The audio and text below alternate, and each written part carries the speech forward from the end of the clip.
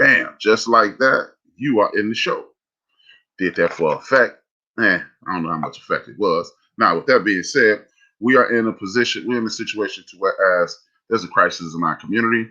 And because of that, I want to talk to a few parents and ask them how they're handling that crisis. Now, with that being said, as I start every show, I want to send a salute out to my ancestors as well as my family. Without them, there is no me. That is everybody connected to the Whitmore, Pollard, Bailey, Turner, Battle, Cotton, Harper, Harper, Crisp, Lansdowne, Liggins, Duncan, and the Williams family. That is me, my mother, my father, my brothers and sisters. Thank you for tuning in. If in the event that you're unable to complete the show or you just want to watch it again, you can go to Spreaker.com, a speaker with a SPR, as well as YouTube, obviously, and Spotify, Apple Podcasts, iHeartRadio, Google Podcasts,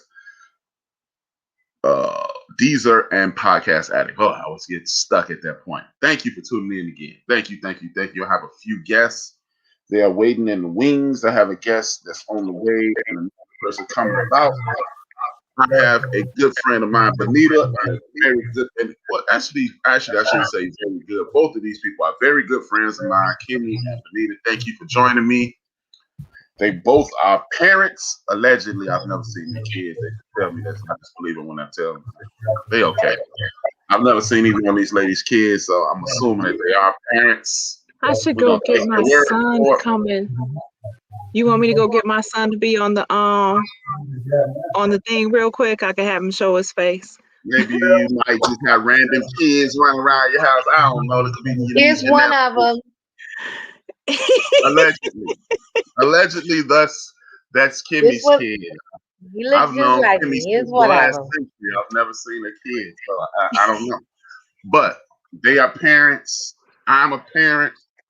Parenting is the beginning of everything. We are our children's first teachers. So what I'm gonna do is stall a little more. I still have a guy who's co-owner in the network. His name is Vern Rich. We call him #1 Chief Rocker. And I have Candace Brooks coming in from Virginia, and a couple other people that may chop in. You know, like you just had that random kid there. I know. And how is her kid so light and she's so dark? I'm just saying, yeah. But we come in all shades. We come in all shades. Allegedly. Allegedly. How are you ladies doing? I'm gonna go in alphabetical order. Benita, Kimmy, we're waiting on our other guests. Well, I'm doing fine. I was trying to holler at my son to come in here and say hello to the family. He and I did a podcast together called One Drop Elopes. So you have seen my son before, because I know you've seen that podcast. I seen a little boy with you. I seen, you know how the boys look like their mamas and the girls look like their fathers. So you look like a lot of people. He even looked like me. It's the male version of Benita. Yeah, that's a lot of people say that. I'm gonna take your word for it. Does your daughter look like you? Terrible. Not really. Wait, who doesn't look like you? His daughter. He said his daughter does not look like him. Okay, y'all walking around like twins, but all right. She looks like a girl. She does not have a beard. She has thick eyebrows. That's true. If she did, she'd be very, much like you. We didn't say she just looked like you. I never had a DNA test. I might not be a parent. I don't think you need one. I'm just. They say you feed somebody long enough, they start looking at you, looking like you. That's what might be with the little boy. That was cool the way you had the baby just pop up right. You were thinking ahead. I like that. If you're gonna use props, you got to be ready. I was ready. And the sounds. You got the sounds. You got the full effect. Yeah. She got a kid like a little button. Look. You want to make a kid sound? Watch this. See, I got sound effects too. You're not fooling anybody. Whatever. That being said, let me say I hello. really wanted to be on the show, so I had to borrow some kids. I'm just saying, man, this could be true. I mean, I worked with you for a long time. I know your capabilities. You used to hang out with Susan. That's all I'm saying. Hey, I'm an equal opportunist. I let everybody do them at the end of the day. Now, I got my man Big Illinois and I got Big Ivan in the chat room. You know what? Let's start with something loose, light, until the guests come, and then the rest of the guests come in. We have a lot of issues in our community. Our children are the people that we need to be caring for the most. Our children, it's like an executive sandwich. Our children and our seniors, and then we'll handle everything in the middle. What are some of the biggest challenges you guys see with parenting today? Or you know what? Let's start with the world in general. The world. Why is it so difficult to parent today versus at any point in any point in recent history? Because a little while ago, it was pretty hard to parent. I don't think it's I don't think it's more difficult today than it ever has been. I bet parenting during slavery was probably really hard. But I don't think that us as parents got it any harder than our parents had it for us. I think that what has changed is parents have changed. Children haven't changed. Children are still trying to get away with whatever they can. That's their role. That's their duty. That's what they do. Mm-hmm. So it's like our duty as parents to, have those privileges and disciplines and things like that to kind of teach them and guide them in the ways that we want to. But every generation, the parents get more relaxed. And so I think that's the reason why you feel like this particular generation is harder to rear, because they are more liberated than some of the other generations that have come before us, because we're more relaxed, because each generation has said, I'm not doing that with my kids, not realizing that was the thing that kind of helped us to not be so liberated. I would agree. I don't think I parent any differently than my parents parented, but it's all about society changes and what is allowed for my kids and what's allowed for me and what was allowed for my parents, society-wise. Not that my parenting skills have changed, but, I know we talking about my grandparents saying something like it's a lie, you might get the taste smacked out of your mouth because they said that was a bad word. But as time changes, I've heard kids say worse things than it's a lie. And people don't even blink an eye, don't even turn. It's just, oh, okay, it's acceptable.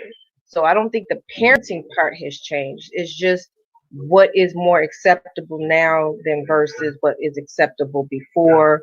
And like she said, people just get more relaxed in the rearing or the morals or the standards. Everything's just more relaxed. But I don't think parenting itself as a challenge of everybody wants to see their kids do well. Everyone wants to put a roof over their head if you can. You want to feed your children. You want to educate your children. The core of parenting, I don't think has changed. But it's the other nuances that go into it that have changed. Well, I'm forced to agree with you guys because I think at the risk of sounding like I have a disconnect, I think not that we care too much about their feelings, but I think we don't think about their future feelings. It's like we rush to, like when we were kids, if you stumbled and fell, I can remember elders, if you fail, people would like turn away. Because if everybody focused on the kid would spaz out like, ah! And now everybody runs up to the kid and that prepares him to be coddled for the rest of his life, especially us. I don't think our kids have the luxury to want that coddling because all you do is turn on TV, you realize the world is going, coddle these, But at the risk of sounding mean, but so maybe it is. Maybe that's what it is because we are not in this. We don't have the comfort in this country to not.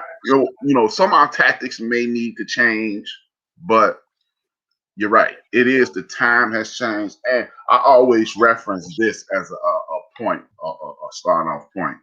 The people that used to say, "Hey, I'm not gonna do that to my kid," those are the people who kind of make it tough on traditional parents. Because your mother wasn't picking on you. Your mother was telling you, hey, get your act together before you end up in a bad situation. And I don't think enough of us acknowledge that. You know what I mean? Before anybody says anything else, I want to acknowledge Black Swan. I want to acknowledge Ivan. I want to acknowledge J. Ron. And I want to acknowledge Naisha. Thank y'all for joining in. Please, if you're watching on YouTube, please hit the like button. Please share, subscribe if you haven't already. If anybody has anything to add on to what I said, please let me know. Ivan said, I was just looking at what Ivan said here. In addition, people feel more comfortable to speak up about things that don't necessarily pertaining. I'm not quite sure what he means by that. I wish he would, Ivan, say a little bit more about that in the chat. Well, pertaining to them, he said. Pertaining to them. Oh, I guess he means people are butting your business when they have no business. I guess he means like when we're in the store and the kid act out like you used to back in the day. Like my grandmother used to say, hey, shout out to Julius Osbury. Wherever you act out at, you're gonna get worked out at. And then now if you were to do that or discipline your kid or even verbally discipline your kid, there's somebody in the background wagging their finger. And because Kimmy used to be a big time gangbanger. How do you feel about that, Kimmy?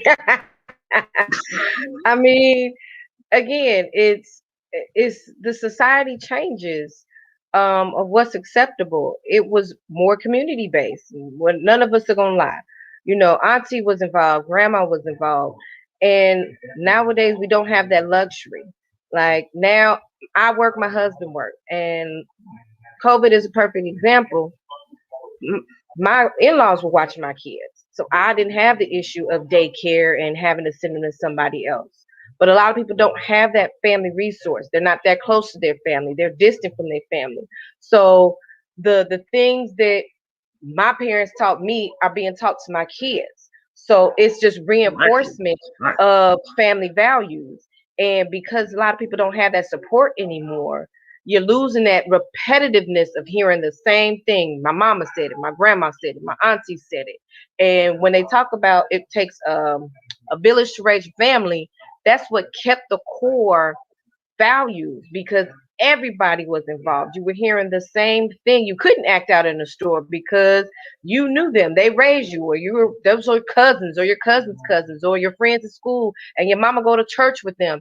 So it was community-based, more community-based than it is now. That's why when your kid act up anywhere, people would turn their head and they would straighten up and fly right. Kids now curse an adult out in a minute and won't even blink an eye. And no one else will say anything. Yeah.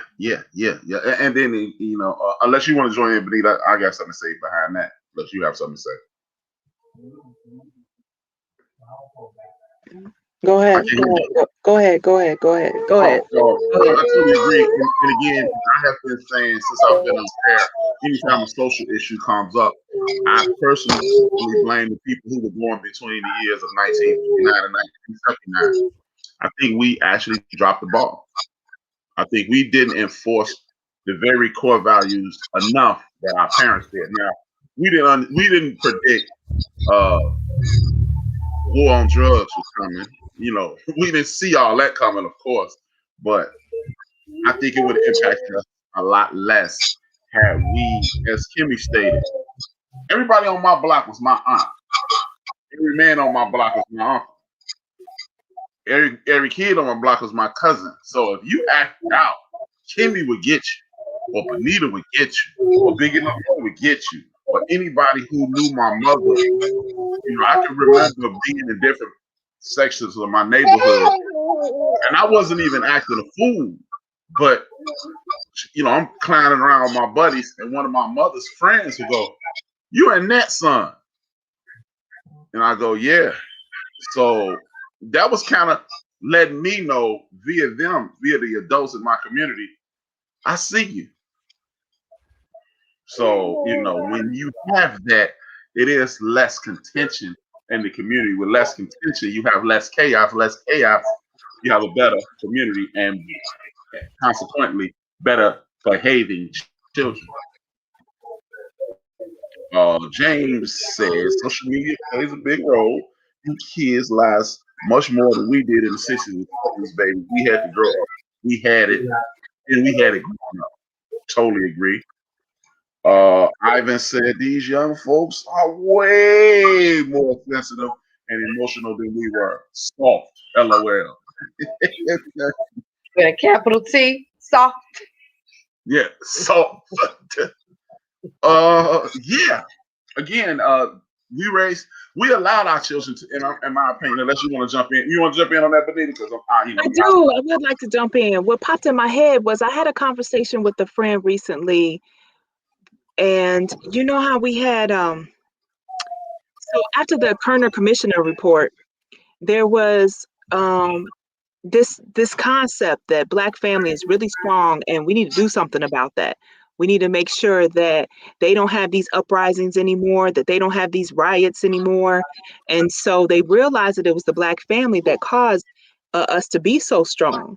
So they started doing things to attack the Black family. And they did a really good job at that, attacking our family. And so now instead of the Black family unit rearing our children the way it used to be now, or that Black family community. So you may have had, this house and that house and that house and that house with Black families that were taking care of each other. Now it's like, well, this house might have family, this house might have a piece of a family, or this house might have, a little of this or that. So anyway, instead of the family units and the communities taking care of, now we have the media that's taking care of. So they figured out a way to say, okay, we'd rather you guys focus on the TV rather than focusing on each other. And that's a huge difference between, say, the 60s and now, or the 70s. Go ahead. Speak deeper on that commission. Go deeper on that. The Kerner Commission report. Well, it was what they did immediately after the government, immediately after the 1960s riots, like the MLK riots, all of that. They wrote a whole entire report. Now, they don't say in the report, we got to attack their families. They say things like, we need to give the Black woman free education. Well, what do you think is going to happen? If the man is naturally supposed to be in the role of provider and protector, if he doesn't get the free education, but you give it to her, what's going to happen to the family? So that's just one of the things. I don't have the report memorized, but it is definitely something that, you might want to look more into. No, I just wanted people to be aware of it. You know what? I want to ask both of you guys this, because both of you are college educated, and this is something that has been. I was thinking about not bringing this up and bringing it up Tuesday, but it's no better time than to bring this up with two very intelligent, very powerful women. And it's kind of be difficult to word it because this is a tough question, and and you know what, as a matter of fact, as I think about our relationship, you two are the perfect people to ask this question. There has been an insane focus on women's liberation, which I have no testosterone-driven, self-prideful man should have a problem with that. But from my perspective, does it seem like there's an exerted effort in the media to uplift the sisters in order to enforce that very commission that you speak about? The reason I say that is this. It's this woman who I love listening to. Her name is Karen Hunter. But Karen she over indexes on, and it was a woman. But she gets defensive if a man calls in and says, so what about the brothers? And it seems as if that is that commission working its number. Do you guys detect that? And if so, how can we stop that? Because that's part of destroying the family as well. Because every time I turn around, they go, because the way I think it should be said is our community did this, and in this instance, women led the fight.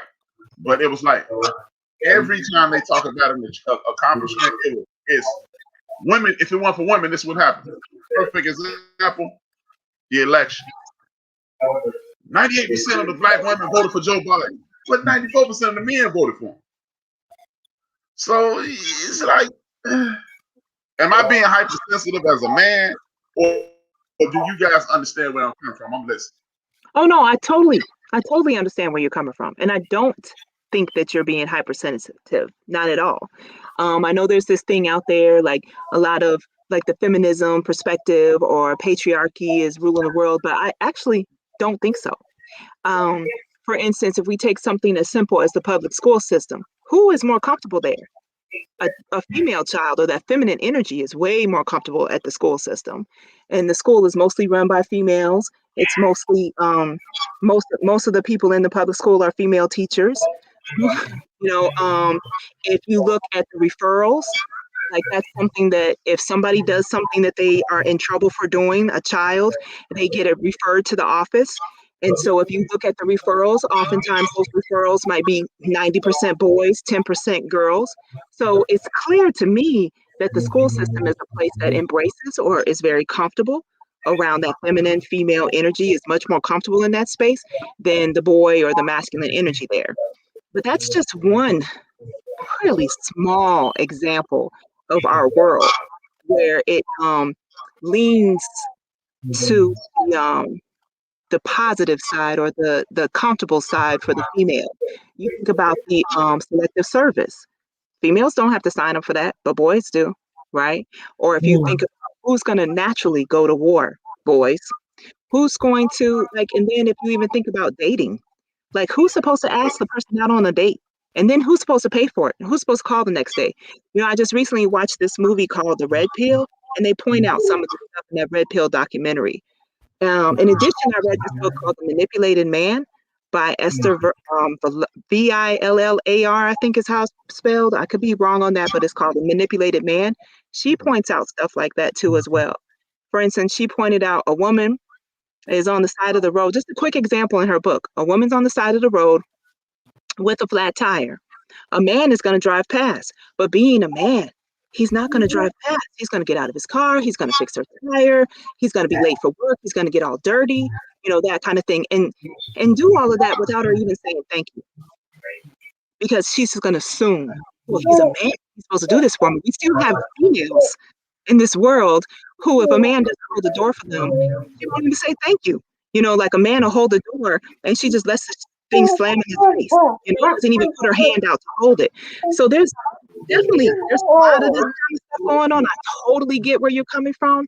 I also just recently read a book by Warren Farrell, where he was a feminist for many years. And after he started paying attention to it, matter of fact, like sitting right next to me, I got this book that I was just about to read called Does Feminism Discriminate Against Men? And I think that I personally think it does. And when it comes to the Black community, I don't think that Black women are getting the short end of the stick. Not like men. No, absolutely not. That's my 2 cents. I agree. I think it's definitely a divide and conquer. As far as our community, they want to find ways to divide and conquer us. If we empower one side, then we minimize the other. If we'll educate our women, but we'll incarcerate the men. It's definitely different ways systematically to affect our community. And it's not by happenstance. It is very intentional, but we're not picking up on the cues. I think a lot of women buy into it without realizing the effects that is happening on the family and the community. And you can't want to say, hey, well, I want to improve myself without them realizing you have to pick up your brother. You can't do it all by yourself. And in trying to empower the women, you're making the men strong and you're making us weaker together. So I don't think you're being overly sensitive. It's very systematic. And unfortunately, everybody's not picking up on the cues and realizing, where they can make those changes, where they can make those tweaks, and how they can help the community. You should always be looking out for your brother or your sister and trying to make sure that they're okay. It goes back to, again, it's a family thing. It's a family thing. We are here to support each other, but without the support, with only focusing on girls are in school and we got to make sure the reports always say girls are smart in reading and math and boys are not. That's not true. It's just more focus is focused on that. They give more attention to that. Sending boys to the principal's office. That's not true. There are a lot of females that act out, but it's because of this. It's the excuses that are made. Excuses are made for females, but they're not given to the males. It's all systematic.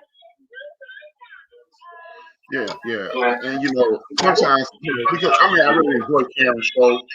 It's a very community-based show, empowering, but I do pick up on that. And then when men call in, she kind of attacks them, and it's like, whatever. Because one of the myths I would like to destroy, and it will be done on this show, of course, but it started here. It's this whole thing about if a man make less money than his woman, he mad. I've yet to meet that man. Especially if they're a team, if they're a couple. It's not like the man gonna be like, let me get $20, baby. But it's like, I don't know that dude like that. I know the dude. I can think of being in his barbershop not long ago, and one of the homies, he was a college graduate. He was in PR. He was in PR and marketing, and he was doing well for himself. And he pulled up, and his soon-to-be wife's BMW gave her, and was bragging about how much money she made. And he was doing well. It wasn't like he was working at McDonald's if he was doing that. He was paying me for her. I don't understand what this concept of, hey man, if you want to make more money than you gonna go somewhere and shoot yourself in the forehead, and then that's it. You a punk. I just don't know that dude. I don't know that dude, but go back to the fans, go back to my list. But let's get back to whenever our friends and family members get in, we will be list. We will be we'll jump into that conversation then. And Hey, H-Rap, can I just add to what the sister? I'm sorry, sis. I think you're Kenny. I really appreciate what she said because I feel like she co-signed me really well. The way she said it's systematic. It's definitely a systematic problem. And then I also liked how she leaned into how we can support each other. And I think if we just keep in mind that the system is against us creating these strong Black families and that we keep trying to build them inside of it, I think that's what we do. That's how we can help each other. So that I would encourage that, like, continue to work together. Like, you may make a child together and not want to continue living with each other or being in a relationship with each other, but you can very well decide, hey, we're going to be good co-parents. We're going to, be as good and as best and as right and as appropriate and perfect for our child as we can possibly be. We can at least make those decisions when we make babies so that we can, that whole look out for each other, stand together, building that family. Yeah, I totally agree. And it's just, but the sad thing in regards to both of you guys made excellent points, and I totally back up both of what you said. But the thing is, it seems as if society is run by the television and social media. Whatever they say on social media and TV, that's what we go with. And damn what I've actually seen people ignore life experience for what I saw on TV and what I seen on what I see on social media. Period. And it's kind of sickening, to be perfectly honest with you. Like, do you feel like we've moved into the media's rearing? What was that again? Do you feel like we're running? Do you feel like we're moving into an environment where the media is rearing our children? Yes, the media is there. In my personal opinion, the media, they're rearing our children. The media are informing our adults. I think, and part of the adult thing, and shaping society by and large. But part of the media thing is the construct people like us three were raised on, and that construct is this. At one point, before the 1984, before the Fairness Act ended in 1982, Ronald Reagan did away with the Fairness Act. And what the Fairness Act is the ability to control mass media. And before 1984, maybe it was 82, before the early 80s, you couldn't own a television station and a radio station and a newspaper in the same place. You couldn't own the Chicago Sun, you couldn't own the Tribune, you couldn't own WGN News, and you couldn't own WGN Radio. It was illegal to do that because now you get everybody to think what you want them to think. Then with that fairness doctrine, what they did, what else they did away with was the public funding via the United States federal government of news networks. And they made them for profit. So now you got media entities that need stories for profit to make money. So it's no longer, okay, this guy was shot over here. He's a suspect. This is this and this is that. The way we grew up, or this bank was robbed. They're suspects, but we don't really know all the details. We'll give you more. 4:30. Remember, news used to be 4:30, 6, and 10. So it's no more 4:30. The story breaks. 6 o'clock, we give you more story, and 10 o'clock we have this. This is what we have from the story. It's HRB robbed the bank. We locking his ass up at 10, and then they show me locked up at 10 o'clock, and the whole world he did it. And now it's a rush to tell the story instead of a rush to tell the truth. And because it's a rush to tell the truth or the story instead of the truth, you will be stuck. That's what we're stuck. It isn't important anymore. It tells the story. Break these stories the fastest. That's who Coke, Pepsi, GM, and all these other companies. That's who we'll give the money to, so we can get a commercial there. Right. So that's why I think the news is rearing our kids. We got our sister Candace Brooks. Her camera isn't working, but she is available. Am I correct, Candace? Can you all hear me? Yeah, we can hear you. Okay. I'm sorry, I'm late. No problem. You know what? At this point, we just, there you go. We see you now. You see me? Yeah, some pancakes now this point.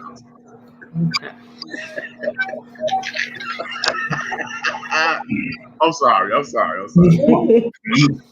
But what we're talking about now is the effect of the media on raising our kids. All of you have small children. Take a turn at explaining what you think the effect of the media is on our kids. I see the effect with my 11-year-old with TikTok. Seems as though she believes everything that's on TikTok, even if, us parents, try to persuade her, that everything you see on the internet or the TV isn't real. It's kind of hard to, for me, it's kind of hard to keep her away from that 100%, being that we are all at home, working from home, and you have smaller kids. So it's kind of hard to, manage what they're doing 24/7. The only thing that's helped me is just to try to educate her as much as I can on telling her, what's right and what's wrong.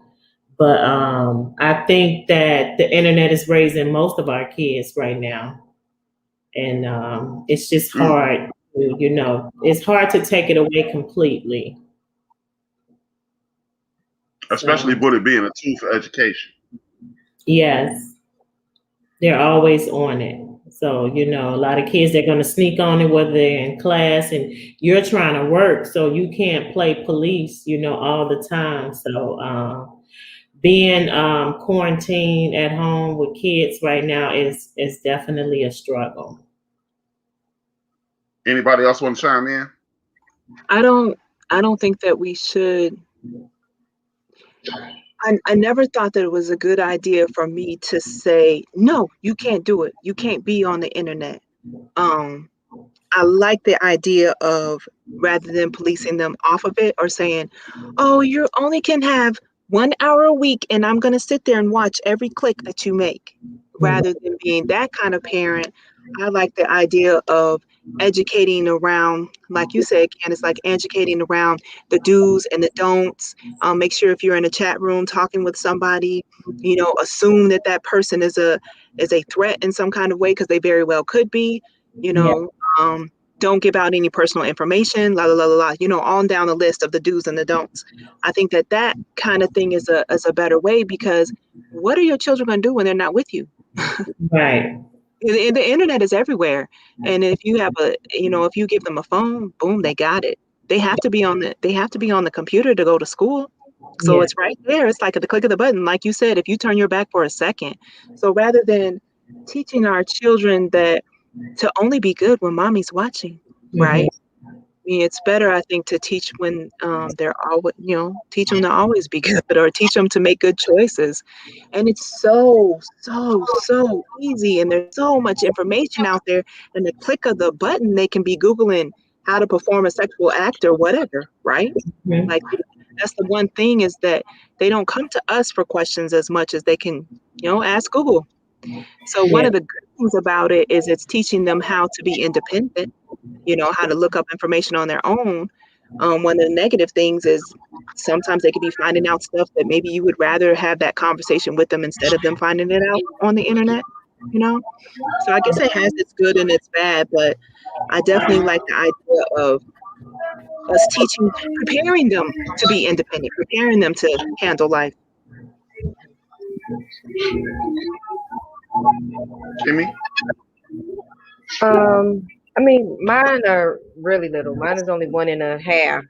So his internet use is, he watches Sesame Street. And the bigger one, he clicks on stuff, but I think it's all about communication. We've all, when we were younger, our parents say, don't watch this, you go to school, somebody's watched it and is talking to you about it. So it's not a matter of you being, as Benita said, only 1 hour. Your kids have to experience life, and you have to teach them how to maneuver through it. We all know those kids whose parents were extra protective, and then the second they were not around their parents, or they got a little bit of freedom, they acted absolutely crazy and buck wild. You don't want to do that for your children. You want to teach them, here's the cause, here's an effect. If you do this, this is going to happen. Hopefully you're going to make the best choices, but you got to let your kids fall. You have to let them, scrape their knee, put a Band-Aid on it. You're going to be okay. If you click on something that's not right, I want to be there to tell you, that's not for you. This is why it's not for you. But you can't be with them 24/7. And if, you have to trust that somebody else's kid is going to possibly show it to your kid. So you don't want them to be naive either. You don't want a naive kid. Because they can be easily swayed, and you don't want your kid to be that one that's like, oh, come with me, here's a piece of candy, and they like, oh, okay, here we go. No, you want your kid to know the good and the bad, and you can't just say the internet in its entirety is a bad tool. It's not. it has bad aspects to it, but what doesn't? It's just about educating your kid and giving them the tools and the resources to make smart decisions, life decisions. You know what? That's the perfect segue. Thursday, me and Bigelow had a conversation about parenting. It was primarily about the Kirk Franklin situation and men in these young men in these kids' lives. And the topic came up about spanking or whipping or whatever. I presented this. At the end of the day, we all know where the whole beating your kid thing comes from, right? And there have been studies stating that if you hit your kid, it has a traumatic effect on it. And again, I'm gonna have to preface this: nobody's right. I'm not saying if you whip your kids, you're not wrong, and if you don't whip your kids, that doesn't necessarily mean you're right. But we were raised in that, so we go. It worked on me. You know the rest of the sentence. How do you guys feel about alternative versus old school? And I've actually done, I'm gonna give y'all my opinion on this. I've done a 180 on it because I was the aggressive parent. I was the strict disciplinarian parent. And it's been some rough sledding along the way with both my kids. But I came to this conclusion. What if I had just mentally challenged my kid, made him and her think their way through whatever I was trying to get? And then, as Kimmy just said, now you are aware of what you've done wrong. And we all know 80% of communication is nonverbal. You can look at any kid in the world without saying one word to them, and they know, oh, damn. Where do you guys land on this, and how do you feel about it? Anybody can take the floor.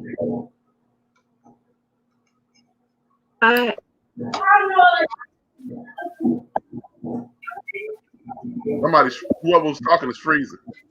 Okay, I think I pressed the button and then unpressed the button and pressed the button. But anyway, I want to say just go back for a second to the internet thing.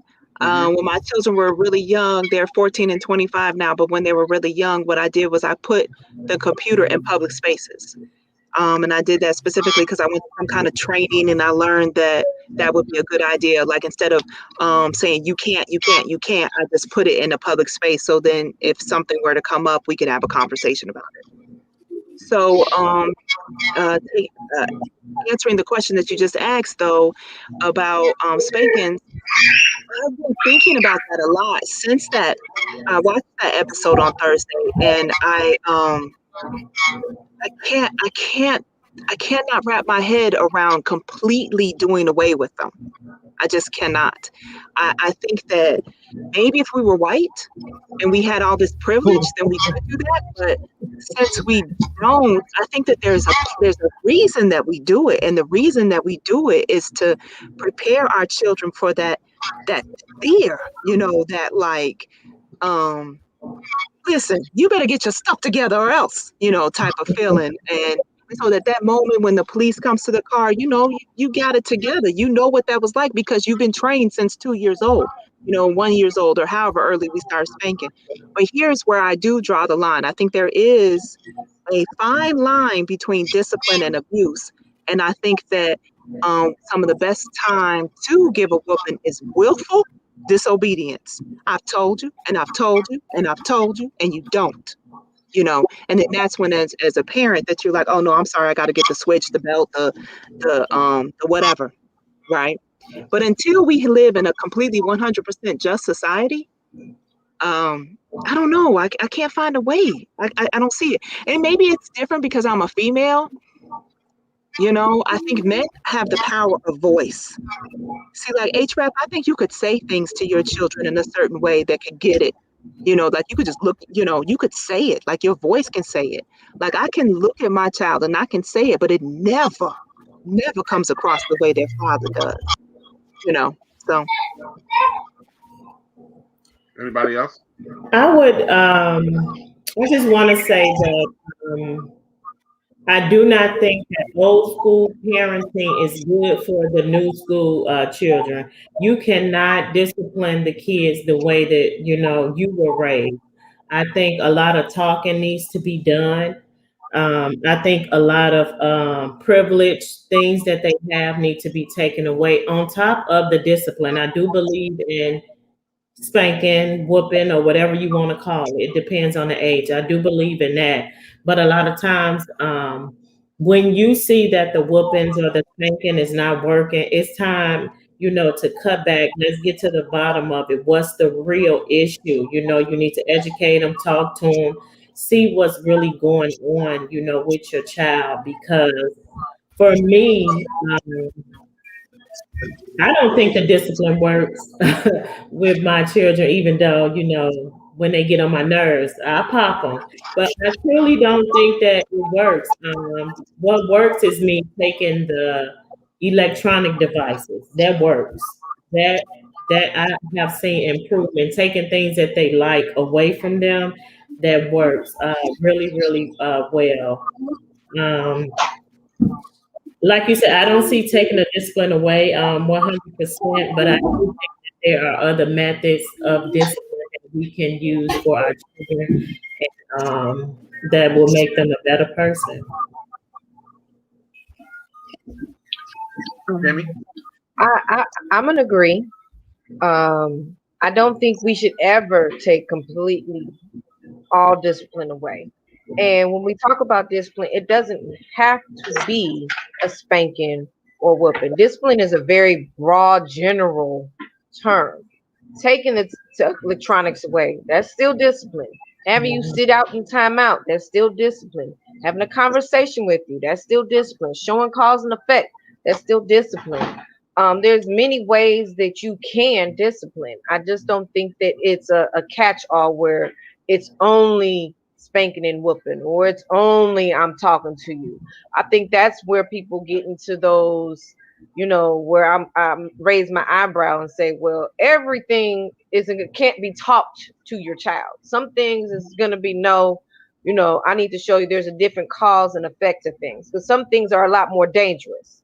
Like you spilling milk, not a problem. You stealing from stores, big problem. So you might want to use the bigger tools for the bigger problems, or other tools for, as a parent, you have to figure out what matches, what works for what situation and what scenario. It's never going to be a catch-all. And then there's always a degree. You shouldn't be flying off the handle for something as small as spilling milk. There should be a true cause and effect on what's the response, because your child shouldn't feel like at any given moment, anything I do, oh, here they come. They should be able to say, some things I made a mistake, but I can my parents. It shouldn't just be there should be some fear, but it shouldn't just be they on eggshells all day, every day. Like, what is my parent going to do? I feel like I can't come to you for things, because I don't ever want my child not to be able to feel like they can come to me when they make a mistake. They got to understand that there are cause and effects to your mistake, but you can always come to me when you make a mistake. And you know what? That's funny that you said that, and that was one of the things that me and Big Illinois touched on Thursday. Like I said, you guys know me, and I got a forceful personality. I'm right in your face, and I remember the thing that helped me change is my mother. My mother, she's been gone 10 years, but maybe about 12, 13 years ago, I was on my son. I was tough. And my mother was turning to me and say, hey, remember you told me when you were a kid, sometimes you were scared to talk to me? And I was like, yeah, I'm thinking, yeah, I got one up on you now. Yeah, you admit it. And then she said, that's how he feels right now. And I was like, damn, I felt real stupid at that point. And one of the things that we talked about, and I'm going to bring in Vern Ricks, number one Chief Rocket Jersey, Vern, is the fact that, how do you guys feel about this concept? Our young people are not allowed to make mistakes socially. In the grand scheme of things, our young people, we get in trouble for mistakes, but everybody else get in trouble for doing wrong. What do you guys? Since Vern is the new one, I'm gonna present it to Vern. Then I'm gonna go to Candace, Kimmy, then to you, Benita. Go ahead, Vern. It seems like a little dog. I'm gonna cut the light on in a minute. Okay. Camille, come here and turn this light on for me. First of all, good evening. How you doing, young ladies? Good. Okay. This one over here, she seemed like she kind of mad. There you go. Smile. Hey, man, run that back to me again, A-Trap. I just got a little confused. I said, sometimes it seems like our children are not allowed to make mistakes. Our kids get in trouble in a lot of cases for mistakes. We'll yell at our kids for a mistake. Right. Instead of just letting it be like I've adapted this saying, greatness has a reset button. So when you break something, you can reset, throw that away, go buy another one. But it's like, damn it. And then your kid's scared. Like all the ladies said, your kids should always want to come to you. Right. What do you think about our kids being able to make mistakes? And maybe that's why they make mistakes outside the house. How you feel about that? And again, you and this Kenny, Benita, in that way. For one, a lot of times I look at it like this because, being raised up, I was raised up in the 60s. I was born in 1960. So being that back then, your parents had a strong hold on you. But as you got older and you had your own, like I have grandkids now, 18, 15, and 2 years old, right? So as you growing up these days, the main thing is what I look at is, right, we're trying, like we can see other cultures, how their kids be so bad in the stores, running around and the parents ain't doing nothing. We try to hold a higher standard and want to hold a higher standard because as soon as our kids do that, they're going to be like, oh, that's them, whatever. I don't like to use that word, but that's them ends, you know what I'm saying?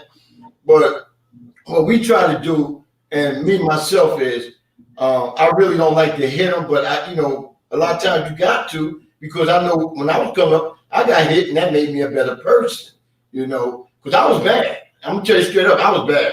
But I knew when I was around my mother or around people that knew me in the neighborhood, I knew not to be bad because I was going to get that ass tore, So today, what it is, right, a lot of times we have kids raising kids, really, because it's a lot of grandparents that are younger than what I was when I became a grandparent, So you got grandparents like 35, 39 years old these days, So a lot of times what's seen to happen is a lot of times I think they be scared of the kids. To me, I really do. I think they scared of the kids. They don't want to really discipline them in so many different ways to the point where they feel that they're gonna lose them. But if you don't discipline them, they already been lost. But as far as us disciplining, we just trying to keep a high level, saying we are better when it comes to our children than a lot of other cultures, because I look at it like this: if you don't try to be like that, and if we're not like that, we're gonna be talked about. Regardless, we're gonna be talked about. So I look at it like this: you can discipline or you can't discipline. My theory of it is to discipline, because if you don't discipline, then they're gonna run over you. They're gonna feel that you're weak. But I don't think it's really scaring them when you do discipline them, due to the fact that you just can't. I mean, if you ain't out here taking care of me, then you ain't got no say. That's just point blank. I get to the ladies. Before I say that, DJ Mad Knox and D Great, thank y'all for joining the conversation. Thank y'all for the support. Please hit that like button, hit the subscribe button, and comment if you feel the need. Candace. Okay, so I'm gonna speak as a mother in regards to how fathers raise their children. I believe that some men, not all of them, they don't know the role because of how they were raised or how they were not raised. Some of the men, they raised the children, oh, I'm the provider, I'm the protector, and my job is to make sure the house, make sure everything in the house, the bills are paid, The cars are good, things like that, being a provider and protector. But what about the father in the man? What about the emotional connection that you are supposed to have with your children? What about the spending time, the encouraging, telling your children that you love them every day? Some men, they don't know how to do that simply because they weren't taught, and it wasn't, that wasn't shown to them. So that's where you get the aggressiveness from the man to some of their sons, and then their sons take that in and grow up and have children, and that's how they think that they're supposed to father, when it's not. I think I'm not saying that we're going to get 100% of men that are well-rounded like that, but I think that that plays a big role. When your child makes a mistake, okay, son, it's okay. I'm here. I got your back. I love you. Let's figure out how we can get through this together, instead of all of the finger pointing and the aggression and and the name calling. That's how you tear a child down. And you don't want to display that kind of affection or that kind of love to your son, because your son is going to grow up and be someone's father, and that's what you're teaching him, and that's what he's going to give out, which is not good. Could I rebuttal on that? Sure. I just answered the question as in general, but everything you said, that's how I think. Because I have a son 37 and a son 33. Never been in trouble. I never really had to beat them, because since day one they was out of Pampers. They was always with me because I played ball all year round. So wherever I went, they wanted to go and they was with me. I wasn't one of them fathers keep them home because I wanted to go out and play ball and play after that. You know what I'm saying? I always had them with me from day one, and I do talk to them. But see, sometimes when you do talk to them, right, they'll take it in, but then they'll go out that other ear, because sometimes they'll try you and they sneak and do something. Mine never did nothing really that bad, but some of the things they did, I consider was bad, And I try to talk first, but after a while, you just got to let them know. I mean, I didn't use scraps or nothing on that. I use my hand, because when you're out in the streets, that's what another man gonna do to you. They're gonna use their hand on you. So that's what I used to do. I used to, like, unboxing them, like we really being rough with one another. But I didn't beat them like my mother beat me. But my mother, she used from belt, stencil cord, whip, the little whip that you break off the trees, little switch. You know what I'm saying? So I know how it is to get beat, and I never wanted to ever feel that way or make anybody that come up under me feel that way. But sometimes you do got to rough them up a little bit just to let them know. But you have to go ahead. I just wanted to let you know I was answering the question in general, but I wasn't saying that was me, though. Okay, no problem. Kenny, you're up. Circle back around. I was just dealing with one of the kids. Come back around to me. Yeah. Oh, okay. Not ready yet. He's beating one of your kids, huh? Okay, you was beating that, making him scared. Ain't nothing wrong with that, sister. Okay, your turn, Benita. Okay, I was answering your original question about whether or not to even use what they call corporal punishment, like spankings, whippings, whatever. And then after listening to what everybody else has to say, I did say that there's a fine line between abuse, and I totally agree with that. I think that, and the reason why I call it a fine line is because it's too easy to go too far as a parent. Like what Candace was saying with the, the negative talk, and even though you tell yourself, I love my children, I would never do this or I would never do that. In that moment, when you get really upset or frustrated or embarrassed by something that your child is doing, then you can cross the line. And so what I started doing as a parent with mine is, I did this with my first one, is I would start asking myself those questions. I would say, am I embarrassed? Am I upset, or am I angry about what's happening that this child is doing? Or is this child actually doing something that they shouldn't be doing? And when I would ask that question, then oftentimes I did not whoop my child, because the answer to that, if it was me and if it was my feelings and my emotions that was going on, then I would check myself and give myself a timeout or whatever. So I definitely agree with that we as parents, when it comes to parenting or discipline, we also have to check ourselves. And then in addition to checking ourselves, I also wholeheartedly agree with something that I think Kimmy said, or Kenny said, is that there's a whole host of different ways to parent, and that we should not pull out every single episode the exact same punishment. I think that's very dangerous. And I loved her analogy of the spilled milk. I use that a lot, because with my children, when I'm talking with them, I'm like, you don't cry over spilled milk. If we just cleaned it up, it's move on, it's something else. The next day, you're not going to be a punishment for this. It's just, we just spilled it. It's no big deal. We'll get some more. Right. But if it's something like she said, spilled milk versus stealing from the store, those are two totally different things. And I remember when my son was real young, he was maybe about 6 years old, and he was in the public school, and the teacher, she would come skipping to me every day after school. She just wanted to tell me about all the little bad things he did at school that day. She was just so excited about, I don't know if she wanted me to whoop him in her face or what, but I would just look at her and I'd be like, okay, thank you.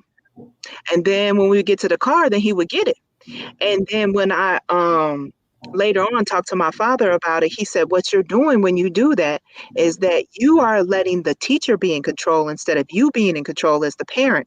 You have to listen to each story and every story and analyze the situation, and then come to a decision about how it's best to discipline them.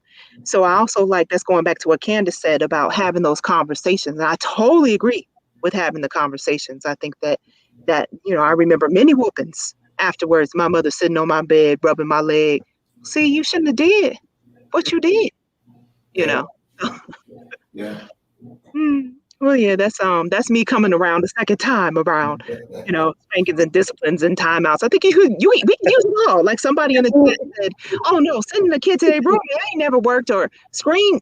I call it screen punishment, when you take away all the phone, the TV, the Xbox. That's screen. Anything with the screen, no screen punishment. So those things do work, but it depends on the situation. Punishment got to fit the crime. True that. To the person who just recently whooped her kids, Kimmy, the question was, it was called discipline, and it comes in different forms. But I agree with it. In this household, it's a joint effort. It's not just me. I might have a way that I want to go about something. And then my husband might step in and say, no, I'm going to handle it this way. As much as people want to say boys and girls, we should treat them the same. I don't think we should. There's certain ways that you need to speak to your son, and there's certain ways you need to speak to your daughter, and they need to get that from both parents. Even when it comes to discipline, I don't want my husband to be the person that they always look to be like, oh, well, he's going to be giving me the whoopings. No, sometimes mommy's going to give you the whoopings, but sometimes mommy's going to give you the love, and sometimes daddy's going to give you the love. Our kids need to see the whole broad spectrum. It shouldn't just be one parent being the heavy on one thing and the other parent being the heavy on the other. They need to see that it's a joint effort, because right. You make them become a joint, the better of both worlds. They see him for what mommy can bring. They see him what daddy can bring. So I think he wants to be a part of the conversation. It's a joint effort for everybody, and everybody needs to be on one accord to try to make the best for your family, your children, and whatever else is going on as far as discipline. I just don't think it should be one versus the other. Everybody needs to come together in that aspect. Okay. I totally agree. I mean, everybody made some awesome points, and I totally, again, man, that's why I always say, as we're having these conversations, there are no right and wrong answers. What we're doing, we're all guessing. We don't have no answers. We're just guessing. And if I listen to your guess and it sounds good, and I incorporate it in my guess, then we get it right at the end of the day. It's a puzzle. We're gonna put it all together, and we're gonna make it work. Go ahead and speak on it, Rocker. Yeah, can I ask a question? I wasn't here at the beginning of all the conversation, but I see Kimmy is married, or have a man in the house. So, do we have any single parents in the house, or everybody has somebody in the house? The father of my children does not live with us anymore. Right. We're divorced. Okay. However, I do not like using the phrase single parent. Okay. Because he's not absent. Right. So I don't want to tote that banner like, oh, I'm a single mother, because he's, they talk to each other every day. He's highly involved, they can communicate with each other. So I think that if the parent, whether the parent is supporting financially, physically, spiritually, mentally, whatever, any kind of support whatsoever is support, in my opinion. And so I think a lot of these people who call themselves single mothers probably really aren't. Right. The only reason I said that not because the man is not involved in the child life at all, but I'm just saying you're there at the house with them by yourself. Because I was getting make a point that from incidents I have seen, right? Like when it's just the mother home and the father somewhere else, right?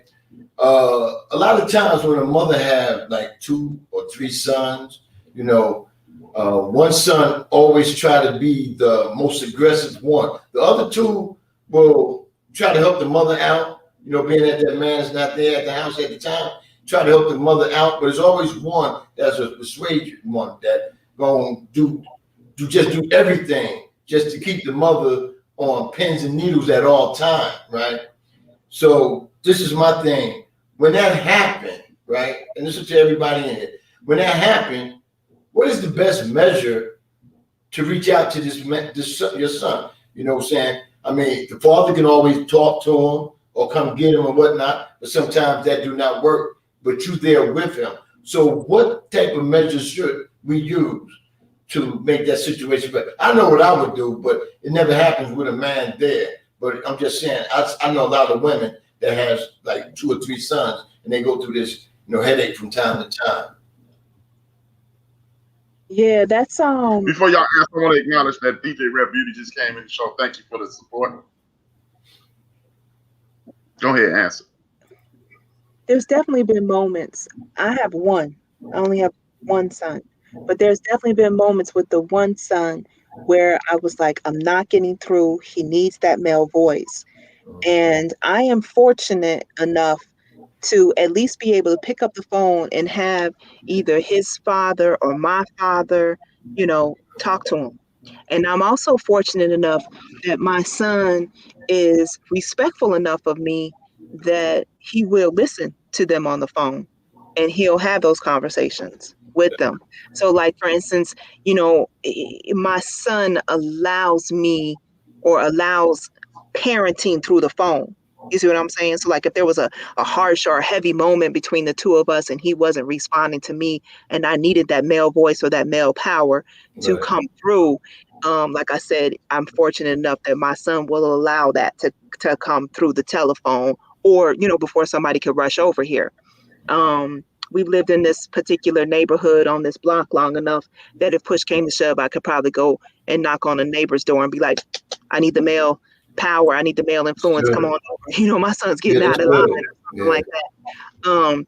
But I understand what you're saying. I think that there's a lot of mothers out here that don't have that, that don't have that same either relationship with their son or that same kind of power, that same influence, or for whatever reasons, the way the child was reared, or maybe the pain or the trauma that the child has gone through may have caused the child to think or act in a way that is too difficult for a mother to manage on her own. And I'm sorry, I don't know. Like if you cannot find another man to help in those situations, I guess you can figure out like some really good parenting strategies. You just keep trying it and trying it and trying it and trying it. You know, try this, try that, try this, try that. You know, you try talking with them. Does that work? You try taking away privileges. Does that work? You try, maybe rewards. Does that work? You got to figure out what your child responds to. You know what I'm saying? Right. And as a person where there's no man in the house, I think that is, those are only resources you're left to if you can't even pick up the phone. You know what I'm saying? Right. Well, let me answer that one. This is one technique that I would use. It's called full Nelson, or he saved me. Yeah. And you choke him so hard when you let him know he think you saved his life because you disrespecting your mom. Yeah, you're right about that. Because you know what, man? And like the lady said, sometimes you just don't have to become physical. And I'm joking with the choking, Right. but you must impose your physical presence upon this young person because he is a leader. Let him know. I understand that you have leadership qualities. That your mama is leading this parade. And if you want to be the leader of the parade, you come stay at my house, but we definitely know you're not going to lead the parade. So That's a good, and that's definitely a good answer. I'm joking about the he saved me, but you might have to give him the he saved me. That's what I call it. You choke him. When he come up out of it, he's like, "Ooh, I couldn't breathe. Thanks for saving me, Dad." No problem. The other thing I'd like to add to that though, real quick, is if you open to the village, then when you really need the village will be there for you. But if you deny the village, oh man, shut up talking to me. I got this. I know how to rear minds. And then I hear and then that one day comes when you're struggling, then the village is not going to be there to support you as much. So, being open-minded to, or if you say into the father one day, you know what, shut up talking to me. I got this. You say that to him, that he's going to be more apt to pull back when you really need him. So keeping that in mind. That's what we need. We need that village back. If we get that village back, kids today will be 100% better because they will respect all their elders. And, if they know they do wrong in front of you, they know that my mother would not say nothing to her about what she did to me, because she knows that's a decent, respectful other parent. And I appreciate that. But today, like you were saying, you get someone up there, you should not hit mine, and you're not going to continue to do that because I'll whoop your ass or something like that, We have too much disrespect amongst each other these days. And that's what we need to try to clear up these days because, if I see your child doing something wrong, I'm just saying, hey, your mother and father would not appreciate you doing that. So why are you doing that? But as soon as he says something out of his face, I said, see, I just used to turn back in my days, I would get smacked in my mouth behind me just opening my mouth to you like that. You know what I'm saying? So that you open your mouth up to me like that. So, if we had that back, I think it would be a better society, and we probably get respected more these days than we are now. I want to salute Kirby Alexander for joining the show. Years ago, the biggest obstacles to overcome in our community for our children used to be gangs, drugs. Later on in the 80s, STDs, AIDS, things of that nature. What are some of the, you ladies have smaller children. Me and Rocker, our kids are adults. Rocker got grandchildren. So what are I don't have any. My kids are 23 and 27. What are the greatest obstacles that today's parents have to overcome? We're going to go clockwise with Benita, Kimmy, Rocker, and then Candace. I don't know. I think I want to pass and maybe think on it a little bit. I mean, I know you sent me the question a while ago and I should know better, but my struggle just, I don't know. No. Again, we all good. We family in here, so we gonna support you. Yeah. Kimmy, Yeah, you just your kid. I don't think any of those things have gone away.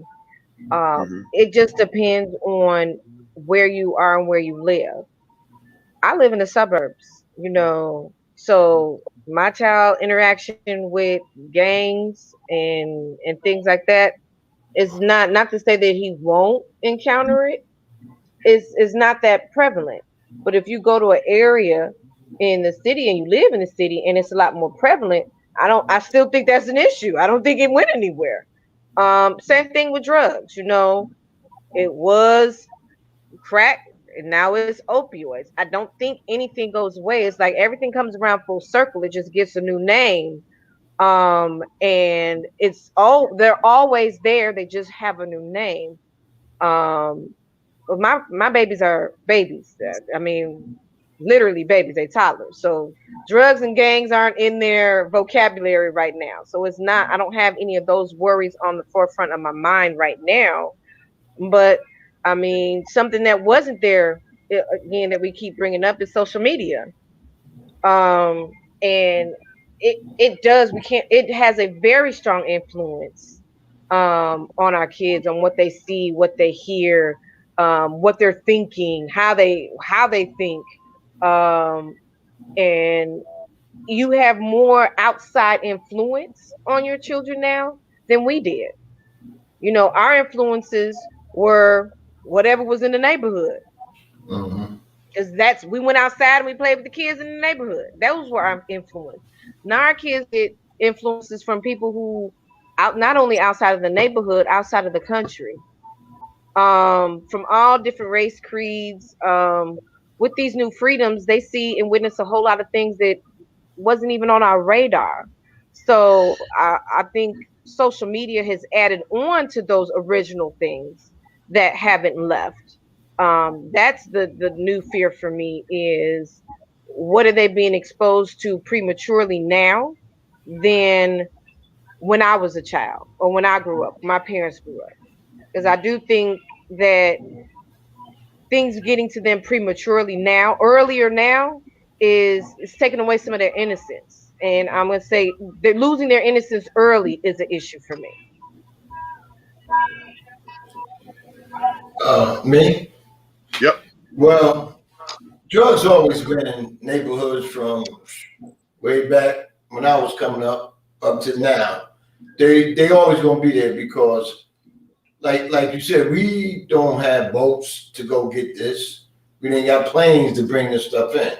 So it's being pushed in the neighborhood. So the number one thing we have to do is, and just what kept me off the streets, is we got to try to get recreation programs, open up the parks so they can have stuff in there to do, just things to keep their mind off of being a dope boy or doing this or doing that. That's not in your vocabulary as far as in your household, So now the thing is, we go out here and vote now. So we got to get, like you said before, you always said it, they draft. Got to give it to your councilman, the Senate.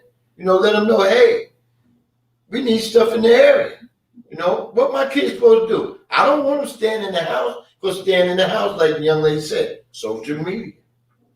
Somebody on social media said, yeah, we having I'm going to use this drug, THC party. Anybody down? Oh, yeah. Where's it going to be at? Just like down here, they got them doing the donuts. They put on the social media, we're going to be over here in the Publix parking lot because it's closed. And you got 100 people watching 2 or 3 fools doing donuts. The other day, the cops arrested everybody blocked because they got a tip. They blocked off all the exits and arrested 100 people. Now you got people saying, my son only 18. He just went to watch. Police said, if the car go out of control and hit him, he dead. You know what I'm saying?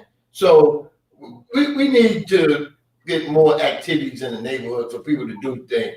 That's why I just got an email asking, could I be a mentor, to some young boys? And, I used to do that, big brother, big sister program. So I said, yeah, I'm down. right? This was like a week ago. I haven't heard back from the people. See, people always put stuff out there what they want you to do to help. When you give your time to help, because I'm dead for helping the kids. That's like I tell a lot of these guys that's good in sports.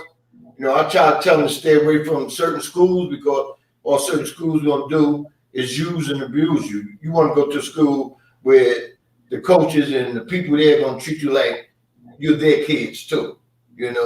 So. And that's what we got to do, man. We just got to put things in the neighborhood so they can do. Candace?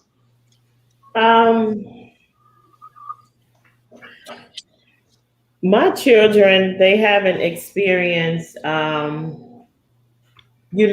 in the city, and being, scared to, go outside and play. And, I think my children are oblivious to, everything. And I definitely know that they would not survive in a city anywhere. I just think, again, social media. I'll say social media. It has a heavy effect on our children now. I do agree when you say some communities need an outlet for the children. They need somewhere to go. Things to do. They do need mentors in their lives. So hopefully that person, gets back with you. Whomever wants you to be a mentor. The drugs are there. They get to the drugs early. Some kids get them from their parents, it's definitely out there, easy and early. So that's all I got. You want to circle back now, Benita? Or Yeah, I can. I think it really depends on where you live. I think that's what's come out of this. If you live in a place that has good opportunities or stuff for children to do, or if you live in a neighborhood that doesn't have a lot of the violence and the crime and that kind of thing. I mean, I live on a nice block, but I do live in the city. And yeah, I remember when I bought my home, I wanted to find a place where I at least had to drive to the crime to get to it. Unfortunately, the crime is spreading, and it's it's in a walkable distance. It causes me to be okay with my son being on Xbox more than what I probably like if we lived in the area that was more like I was less concerned about what's going on in the streets. I think he would be a lot more independent. At 18 months old, he knew how to walk to the store by himself. Like one day he was just scooting down the front porch steps, and I'm like, where's this little boy going? And I literally followed him all the way to the store. So he could do it, but I don't trust the environment. Right. So I think what happens is when you live in spaces like that, then the child ends up losing out on something that they naturally would have been able to do. And I'm kind of sad for that. Like it's caused me several times to think that maybe I should move someplace else, but this is home. Am I nervous? Because of his personality and like what his likes are, I'm a lot less nervous of that. Like for instance, just his sheer personality about the way he is, like he's never been susceptible to the other peer pressures, like for instance, having to wear this particular outfit or this particular shoes or he's always been that guy who's like, whatever, I don't care. I'm like, come on, I need to get your haircut. He's like, he's just kind of like that about things. And I appreciate that about him. But that's just about me personally and my son personally. But I think as a world, I don't feel like you called me to talk about this because of my own personal situation with my own son, because I think that our situation is a little bit unique. Because of the things that I've already outlined, I think that there's a lot of, I think it's hard for a lot of our youth today with the media, like we talked about already, with the, this war on drugs and this war on poverty and this war on all this stuff. this war on social justice, like it's trendy to take care of Black folk, and to the point where it's like the George Floyds and that kind of stuff. I don't see that stuff ending anytime soon, because then where would the heroes come from? The people who want to fight against that. Or where would the police, what kind of jobs would they have if they weren't out there doing that? Or then where would I had a conversation this morning with a brother who got shot like 7 different times and survived it, like just a couple weeks ago. And when he's telling the story, he's talking about all the people involved in helping him, like the doctors, the surgeries, the nurses, the aftercare, the during care, the before care, all the way the people showed up on the scene when he got arrested. And what popped in my head was all those jobs. If we stop shooting in our neighborhood, all those jobs will go away. Like will the surgeons be as busy? And that really hurt me. That really dug deep. But it's the same way with the prisons. Like all these prisons are built up in these communities, and these downstate here and the upstate there, and these places have these prisons. And with these prisons provide a lot of jobs for people that they don't want to give up this work. They don't want to lose these positions and this opportunity. And so all of the trauma that we go through as a people keeps a lot of people paid. That's true. Let's get some of them people unemployed. That's what I say. But in regards to the greatest fear, the greatest obstacle, I think it's twofold. When it comes to young men, I think it's the teachers. Because every time you turn around, they're trying to put a kid, including my son at one point, try to put my son on drugs and put him in the special ed class. And had I not been the class clown and took all them beatings from trying to be the funniest dude at Gladstone, I would have failed for it. And so the teachers and the administrative people who have fallen for the trap of the dominant society, and they look like us, because I'm not going to try to engage this kid and see what make him tick. What I'm going to do is put him on drugs so I don't have to work so hard. That's a lot of these teachers. And that's what they're under the instruction to do. It's just like the police. Why you shoot the boy? I was just doing the job. So a lot of these teachers are just doing the job. And when they get too tough for you, put them on drugs and push them on along. I was watching this documentary, and this is new. I was watching this documentary about this young. Well, he older than me. Goes by the name of Lloyd Daniels. Lloyd Daniels got all the way to the. Let's show you how society, if you can do something that's beneficial, as Benita was just saying. This boy could not read. They just pushed him through high school, pushed him into high school. He dropped out of high school. And got him in the University of Nevada, Las Vegas, but then he got high and got kicked out of there.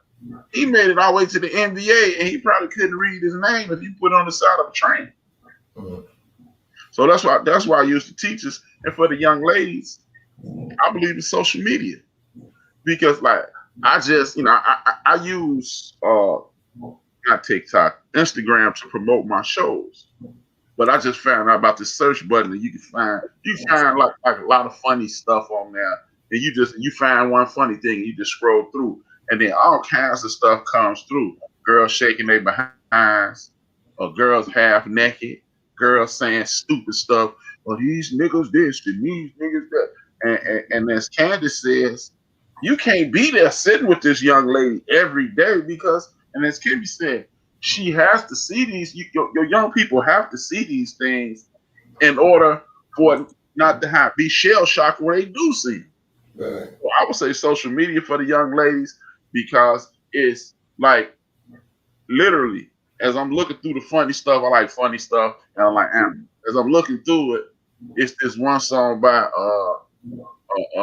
Cardi B, "Broke niggas shouldn't get no coochie." That's right, girl. And it's like, Why? Yeah, I heard that one too. That's crazy. Right. And then, so you got the little boys being under attack by the system, the little girls being under attack by media. Now it's okay to sell your body like this thing right here. And we've even heard this in our houses.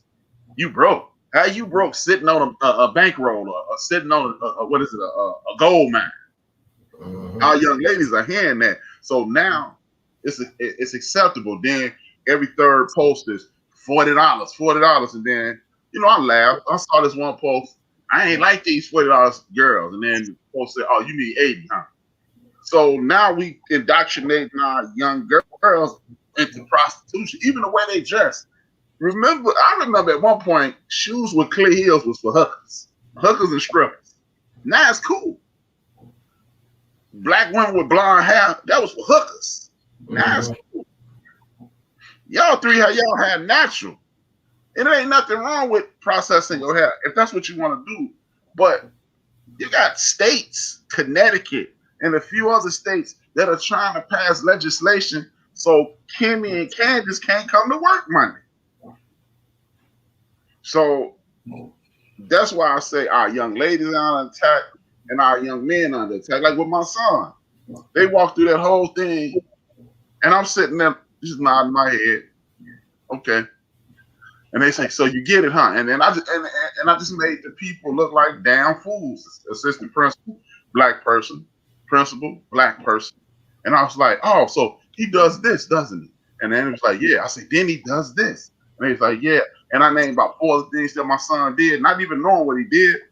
And he was like, oh, so you understand? I was like, yeah, I understand. He used to call that class clown when I was doing it. And I went home and I told my son, who maybe, I do believe in epigenetics. And for people that don't know what epigenetics is, that means stress, trauma, and all kinds of experience passes through your cells and they manifest in your children. And I didn't know he was gonna.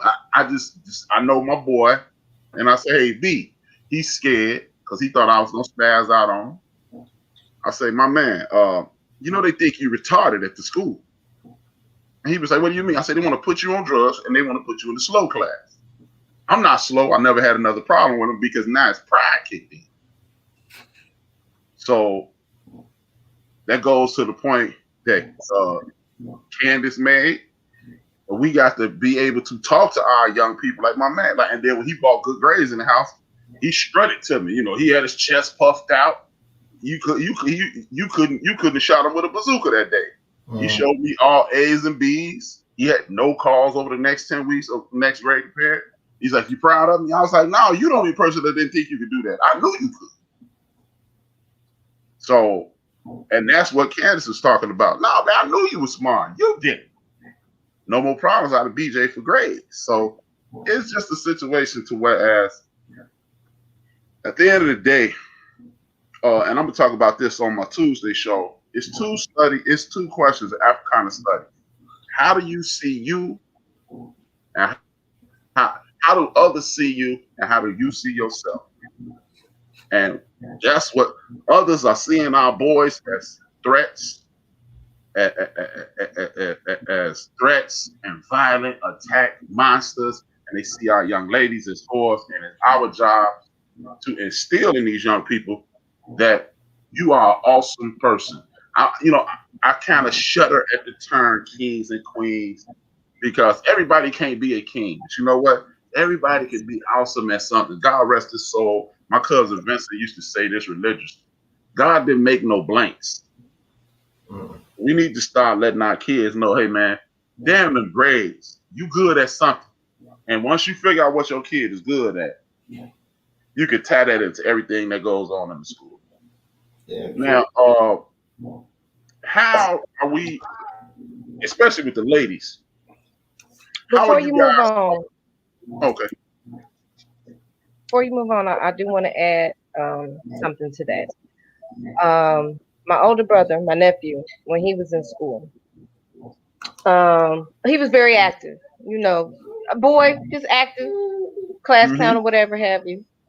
But they actually came to my brother and said, "We want to test your child for special needs." And he was really concerned. Talked to me, talked to my mom. I was like, what should I do? They really want to test him. And my mom said, well, talk to another teacher, talk to an educator. One of our friends' parents is a principal. And she said, absolutely not. Do not let them test your child, because historically what they do to our Black boys is they label you. And once you are labeled, it sticks with you forever. There's nothing you can do about it. She said, don't let them test your child, period. Point blank, don't do it. And I think part of the problem is, as a society, we feel the teachers are there to help us. But everybody is not here to help us and is not out for our best interests. And we have to be smart about our children and know our children. B, you said, I know my son is just acting a plum fool. You got to know your child. He doesn't need anything. He don't need no medication. He doesn't need any special class. I need to talk to him and tell him they think you slow. But you have to know your child. But then you said the same thing about you talked about your relationship with your son. You know your son. You say, you know what? He likes games. He doesn't care about the shoes and the this and the other. So people have to invest in actually knowing their children and not depending on outsiders to tell you about your own child. I think that's where the disconnect is that a lot of people are dependent on others and not investing in their child. And they might be interested in getting those drugs for their children because they don't want to deal with their own children. Right. And that's another piece that we have to look into, is people being complacent with others saying your child needs medication or your child needs special needs or your child needs this. People are complacent in that and they buy into it because it's easier. So I just wanted to, add that 2 cents in before we move in. I'm glad you did, sis. And I experienced the same thing. They wanted to do the same thing to my child, and I refused. And when I refused, then they called DCFS on me. So you gotta just keep standing up and be like, no. And then if they keep pushing, take them out, send them to a homeschool them, independent school, move them to another school, whatever. And it's like, sometimes they may need the help, but if they absolutely don't, and your child doesn't need it. I knew my situation. His father and I was getting a divorce. That shit's trauma. That's hard on a child to go through. So, but yeah, thank you for seeing that. Yeah, because one of the biggest challenges in our community, and I'll go to my grave saying it, is the fact that we don't identify the system as our enemy. Because it's supposed to help us. And we keep saying, oh, no, it ain't that. And we scared to say, excuse me, and I'm going to say this before I make this statement. This statement has nothing to do with anybody else who's on the panel. This is my point of view, solely my point of view. These white motherfuckers trying to get our ass. We don't want to say that outright. I agree with that. Because it's a trend, man. It's a trend. My son is 33, my youngest. He's 33 now. When he was in elementary, he just was an active, as you can say, bad child, right? Not doing bad things, but he just got to be active. They wanted to put him on, what the name of that medicine? Yeah, they wanted to put him on that. And I asked the teacher, I said, is you for real? I said, he home, he's the same way. But he don't disrespect nobody. He do what he's supposed to do. So if a kid is active like that means they need to go outside and play and burn something at all. That's all that is. I said, y'all put something in my son and see what happens. I just left like that. They never did. But I ended up putting him in another school, because I felt that they didn't want to do their job. A lot of teachers today don't really want to do their job. That's what it comes down to. They want the money, but don't want to do what they got to do. It's you got to kids today. You got to go a little extra with them. Some teachers, I give them a lot of kudos because up to the day, one of my son's high school teachers still calls and asks how he's doing, because he was special to her. You know what I'm saying? So, I give her a lot of love for that. Not too many do that, and she's a Gentile. So she's still reaching out. Well, see, brother, at the beginning of the show, I had said that schools are places for, they're conducive, they're set up, they're programmed for the female energy. Like, and that's the reason why boys have a tendency to get in way more trouble than the girls, because just think about it. Think about your children. Think about the difference between the girls and the boys. Like, your girls were able to, most girls, I'm not going to say all, are able to kind of sit still.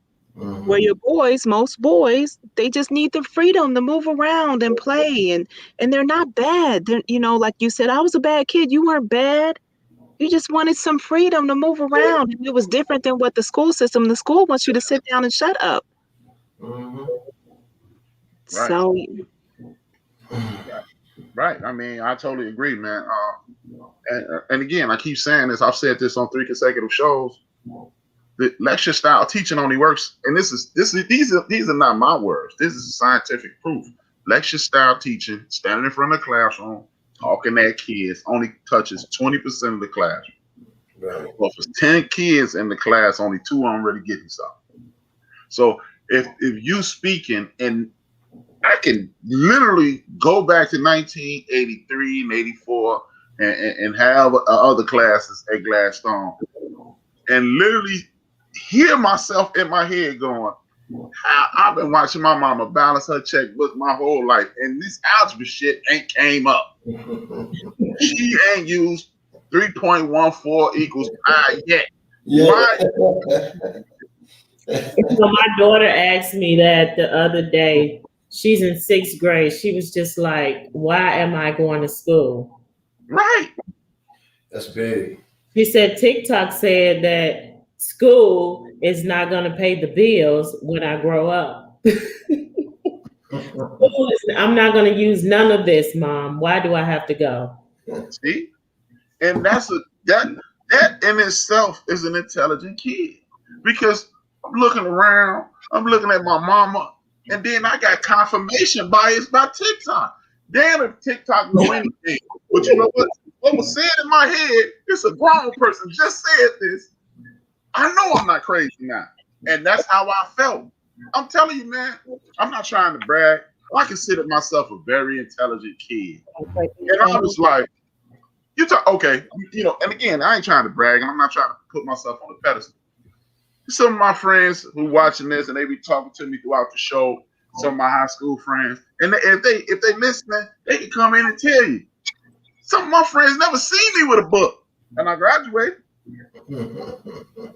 Like, man, this shit, I'm like, what the fuck? I passed, let me tell you how I passed a lot of tests in high school, opening up the book and reading the subtitle under the picture. And it came up with, yep, I saw that over there. I don't read all this shit because that ain't gonna help me.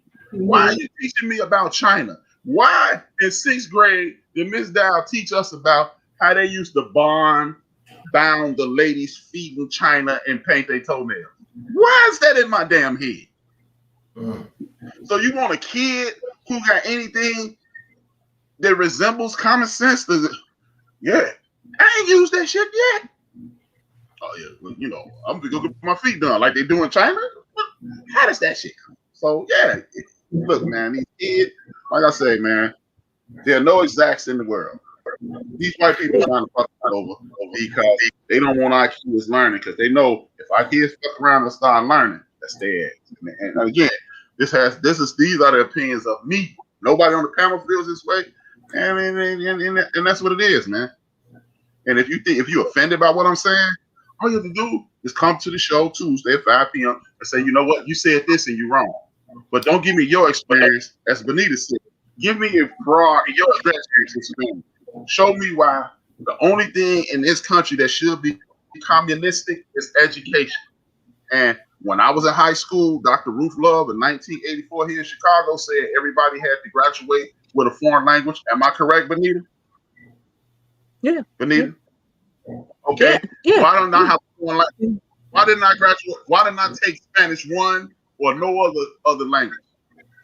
You know how I learned Spanish? Sitting on the bus on the way home with the Puerto Rican kid. That's the only time I was learning Spanish. Did not take one foreign language in my high school. So, but Mr. Morosky had a computer in his class. He should let me mess around on it. But meanwhile, my man Patrick, who graduated with me, they had a computer class. So don't tell me about your specific experience. If you're offended, then what you need to do is stand up and fight with us instead of being offended. Period. Now, they taught us. We've learned everything that this public school has asked us to learn. It wasn't about whether or not you could do the algebra. It's about whether or not you know how to sit down and shut up, whether or not you know how to take turns, whether or not you can walk in a straight line.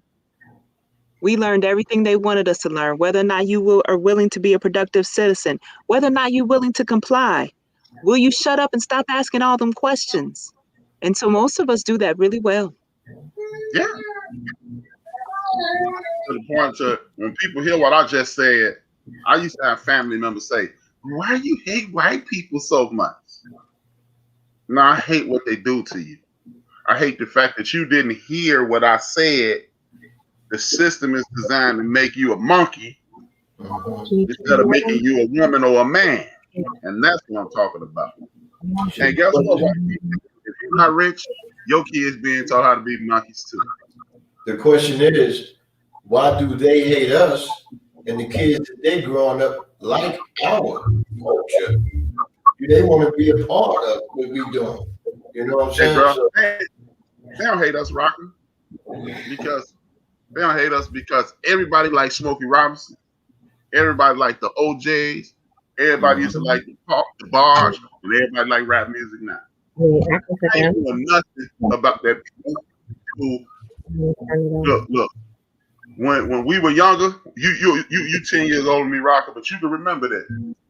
Everybody's wearing Puma because Clyde Frazier was wearing Puma. You ain't, hey, think of something that you don't like, and then tell me what you do like that. Nothing. They wanted you to buy chapstick, so they told Dr. J to tell you to wear chapstick. So no, don't nobody hate us, man. They jealous. This is jealousy and envy, but it ain't hate. That's what it is. But a lot of folks don't want to say it, and when you say it, people, why you feel that way? Why don't you? But back to what I'm talking about, man. How much TV should we allow our children to watch? Rocker, Candace, Kimmy, Bonita. I feel really none because me myself, only thing I watch on TV is sports. And then, I do the little movies, because regular TV does not interest me. When I was growing up as a kid, it didn't interest me. And we had 5 channels, and it didn't really interest me. I just never been a TV person, but I love sports, so I watch that. Movies, they can be relaxing and entertaining. Sometimes the movies I like shoot 'em up, rob the bank, like the action flicks, crime, and stuff like that. The reason I like that is to see how they're gonna present this. Is they gonna show the movie like it's happening out here in the streets, or what's happening how these so-called goody Gentile ain't doing crime. You know what I'm saying? I want to see if we're gonna see some of them type of movies. So that's why I watch a lot of movies. But most of the time I watch the sports. I don't watch too many, I can say I do watch reality show good. Only reason I watch the reality show good is from down in Atlanta. I watch Atlanta hip hop and Housewife in Atlanta. I watch them two. Them only 2 I watch because I see these people from time to time and I just see what they're doing on TV. And is they really like that, or is it scripted or is it real, So that's the only thing I watch, man. But as far as the kids, I don't see no interest in it, really. I mean, unless they want to make their own TV show like how we on here now, you can get on here and do a TV show of your own, and see if you can put that out there and see if people watch it. Next. My opinion is right now, I don't care if they watch TV until they pass out.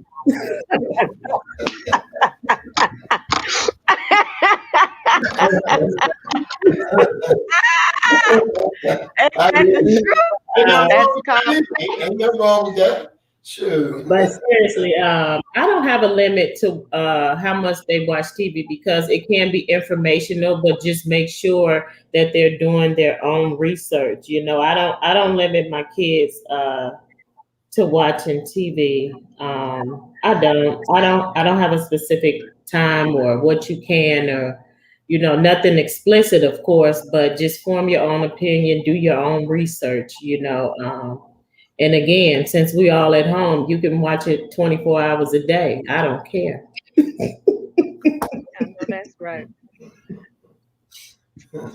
Well, I was raised on TV. So, and what I mean by that is I watched everything from I Love Lucy, Gilligan's Island, the game shows, old, new, black, white movies. I don't think it's an issue with TV. So I don't have an issue with my children watching TV. But again, mine are babies. They watching Goo Goo Gaga, Brian, I'm sorry, Ryan's World, watching other kids play with toys. The content they watching aren't really anything that I have an issue with, but it's all about just making sure that they're being, like I said, it's the internet, it's TV. Again, I don't want them to lose their innocence, but I can't protect them from everything, and I don't want them to be clueless to what the real world is like. Never want my children to be clueless to what the real world is like. So it's just about making sure they're being educated and then standing in their lane. A lot of the times they click on stuff and be like, this is crazy. And then go back to something that is more suited to their likes and their needs. So you just have to know your child, and I don't really think there's an issue of the amount. I know people say, oh, it might ruin their eyesight or whatever. I don't listen to any of that. They can watch as much as they want. Like I said, I was raised on TV and there's nothing wrong with me. So they'll be okay. It took me to 44 to get some glasses. It didn't ruin my eyesight, But I feel kind of bad I had to answer this question because I don't have no kids. I got grown men. My grandkids don't live with me, so I hardly ever see them. They in Florida, so that. But I guess I was the kid after that. Bonita? You have an opinion though too about what you think I guess should go on with other children in the world. Yeah. Well, you could, we'll accept your answer for that. I agree with my sisters. I think I have a 14 and a 25-year-old, and I think it was just kind of the way I reared them. I personally don't like TV and very rarely had it on because I hate, absolutely without a doubt, I hate commercials. So I would have bits of time in my life where I had cable, and then I would maybe record a show and fast forward through commercials. And one day I caught my son, he was just watching the commercials. And so every commercial that came on, because the commercial makes you feel bad if you don't buy this product, right? So every commercial that came on, he just kept yelling from the living room. I was in the kitchen, Mom, I need, whatever it was, like this doll or that dog or whatever, or this toy or that toy. And then, but when he got to, Mom, I need some summer eaves, dush. I said, no, son, look, we're gonna turn off the TV. Yeah. And so then from that moment on, I just would let him put in. So even though we don't ever watch TV in this house, what, you don't want me to tell that to the people? No. Oh, go say hi. Go say hi. No. Yeah. Hey, like put yourself so your face can be on the screen and then they can see you. Hey.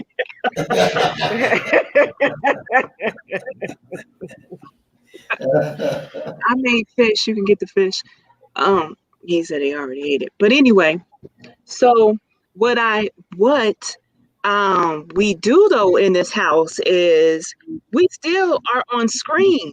So it'll either be we listening to YouTube, almost like I actually pay for a YouTube subscription just because we don't want to deal with the commercials. And so we literally, like my daughter, she'll wake up listening to it. My son, I think that he uses it on his phone, but he is on Xbox a lot. And then there'll be some people who will, try to demand that I limit it, but I don't. like even till wee hours of the morning. It might be 1 or 2 o'clock in the morning. But I like him to have it because it's like he has those friendships with it. Like you can hear him talking with his friends and the relationships and things like that. So like you guys, I don't monitor it, but I think what happens is if you teach the lessons and you teach what it is that you want them to know, then eventually as they get to be a little bit older, then they just kind of do what you want them to do. So I wasn't real strict with monitoring it when my daughter was young, and here she is 25 and she rarely watched, she's like me, just never watches TV, but she will be on that YouTube because YouTube is edutainment. She's learning something at the same time. So. Yeah, I agree with everybody. I'm a couch potato, but it is, as long as you monitor the kids. Again, I don't have any grandkids, but I think Benita's point is the most important point. If you allow kids to have the freedom to do things, they'll do it, and then when they'll draw to it or push away from it. Kind of like with sweets and candy. My mother really never monitored how much candy I ate, and now I don't eat it at all. If I see you eat some, go ahead and get a piece, and then that's it. But I'm not gonna go ahead and get candy. So yeah, I definitely agree with that. This is going to be the last question. Our kids, we're gonna go clockwise. Anita, Kimmy, Raka, Candace. Are kids allowed to be kids? Are kids allowed to what? Be kids. I think it depends on the parent and the environment, like some of the other questions that we said. There are a lot of spaces where they're having to grow up a lot quicker. But I think it just depends on what you have around them. So yeah, I think they can still be allowed to be. Kimmy? I mean, I'm gonna agree. Also, I mean, I think kids are still allowed to be kids. It's just one thing for the other. Now kids don't go outside and play, but like Benita's son plays the video games, and has relationships in that aspect. A lot of kids are doing that, have the headsets on and are playing the video games wee hours and building relationships in that. Is that different from when we were kids? Absolutely. We were outside in the playground, but it's still the same thing. You're still with your generation. They're still communicating. They're still building memories, laughing, sharing. So it's the same thing with the same thing, different name, or is that what is that the saying? Mm-hmm. It's just a different way of them doing it. But I think kids are still being kids. It's just a different way. It's not the way we did it, but it still doesn't mean that they're not being kids. So I'm gonna say they still are. Rocker? Well, the ones that have a strong home, they're being able to come up an environment where they can still go through their childhood on up to their adult age. The ones, a lot of them that's not, or either some that do, they want to jump above and do more than what a kid is doing today. Outside influences make a kid become a man quick. I heard a kid say him and his brothers had to sell drugs just to get a meal, but their mother was running the streets all the time, right? They came up in the drug world. Two of them still in it, the other one's not. He's in the military. He wanted to get away from all that. But, it all depends on the environment you grow up in. It's what's going to make you be like that. And I wish no kid would miss his childhood, because I loved my childhood, man. Running the streets, doing just about everything, fun life, having a good time, got into the high school, teenager age, did that. Left there, went to the college world for a couple of years, and then became a man, went to the military for a couple of years. That's the type of life you should have. You should be able to go through stages, just like the weather. I hated when I came down here in Atlanta. I don't get a fall. You go from summer to winter to summer. I don't like that. I want to have a fall, man, in the autumn. I mean, the autumn and the spring and autumn. I want to have that, and I don't have that. Candace? I'm going to agree. It depends on the parent. If you allow your kids to be a kid and not try to take on the role of a man of the house, for boys, and for the young ladies, a mother to your other children, I think they can still be kids. I mean, it's a lot of stuff for them, to do. The only place where they haven't been able to be kids, and I'm gonna just say this for me, is in the white neighborhoods where they don't see our children as kids. They see them as, grown men or grown women, and they fear them. But most definitely, if the environment is right and the parents allow them, they can definitely, still be kids. Yes. A-Trap? yeah. I was responding to people who were talking to me. Yeah. I'm going to agree, yet disagree. By and large, I think kids are still allowed to be kids. But I think, man, I see too much adult content on traditional TV. We talking about sexuality. Girls were pretty or cute, and then you punched them when I was a kid. And then she cried. You're like, you're a punk. And then you're like, that's a girl. You can't do that. And I think, I don't think kids are allowed to be kids for this one reason. When we were kids, nobody knew that dude who was standing around leaning was a drug addict. We thought he was a wino. Because drugs was too far advanced for a child to know about. Now a kid look at that person and know he's on drugs. Earlier, lie was profanity. I remember my Aunt Rita was pregnant with my cousin Chris. Shout out to Chris, he watching that. And I thought pregnant was profanity. Because I was just that naive. She gonna have a baby. I didn't know what it was. And our kids are far too advanced socially for me. That's the only issue I have with our kids. But, because social media, poor parenting, poor family structure, we're rushing our kids into puberty, and they're Kimmy and Candace kids' age. And that's the only issue I had. I mean, the kids are still being kids, but we don't. To harken back to what Kimmy said, we don't want our kids to be ignorant or damn fools or lost. But if you're 5, 7 years old, you don't need to know what drugs are. You don't need to I'm gonna get in trouble for this. Like this thing with Dwayne Wade's son saying he's a girl. Yeah. I don't.